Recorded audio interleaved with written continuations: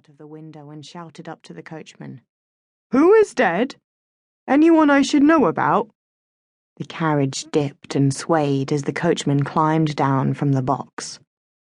After a few moments, his round, red face appeared at the carriage window on the Earl's side. "Some old woman of the village," said the coachman. "A Mrs. Jones."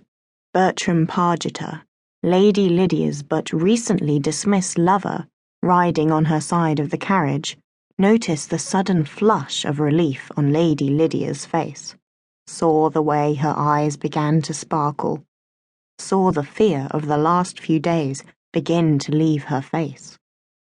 A quick movement to his left distracted him. He looked sideways.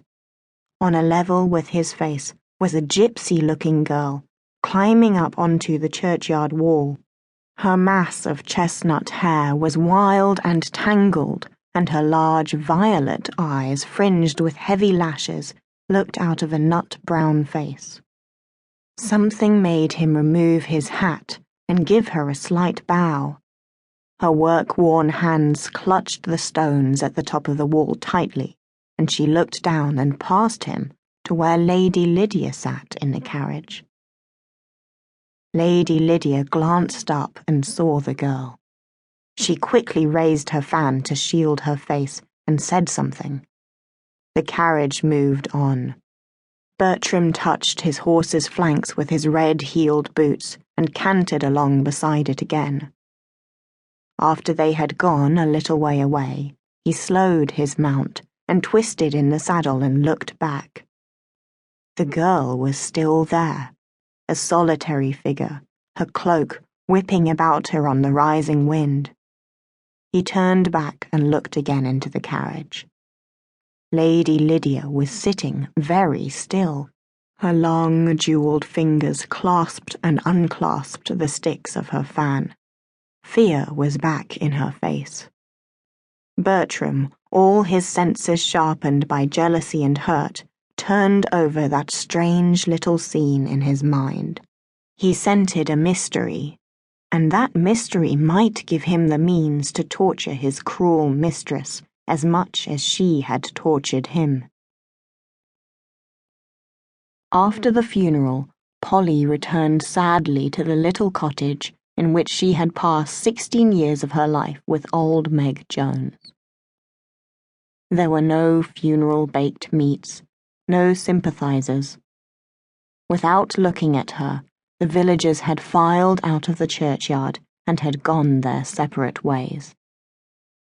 The cottage had very little left in it, Polly having sold the furniture and the pots and pans to pay for Meg's funeral.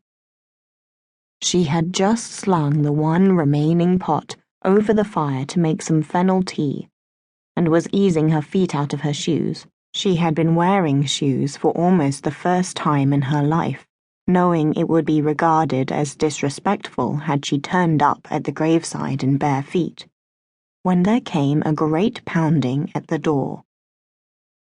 Sure that it must be some villager calling to give comfort, for people could not really be so unfeeling, Polly went to answer it. 2 small, squat men stood on the doorstep. She recognized the squire's bailiff, and her face hardened.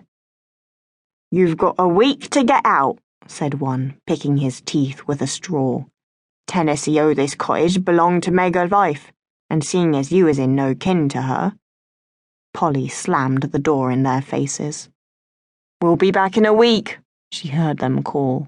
"You've only got a week." Tears, thought Polly, could wait. She must plan what to do. She must find work. Why had Meg never sent her out to work in the fields like the other village girls? That was what had caused the village people to dislike her.